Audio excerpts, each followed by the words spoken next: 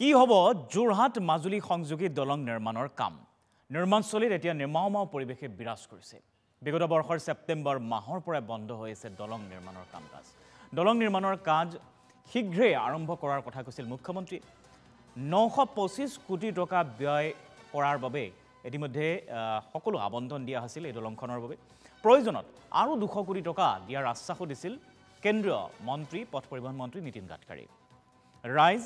আৰু দল সংগঠনৰ প্ৰতিবাদৰ পাছতো কিন্তু গা লৰা নাই চৰকাৰৰ আৰু বিষয়টোক লৈ হেহে এতিয়া চিন্তাত পৰিছে আমাৰ বহুত অসুবিধা হৈছে মতে আমি মুখ্যমন্ত্ৰীক জনাও যাতে আমাক দলংখন সোনকালে দলঙৰ কাম কৰি পিনে দলংখন আমাক দিব লাগে কাৰণ দলংখন নোহোৱাৰ ক্ষেত্ৰত বহুত অসুবিধা হৈ গৈছে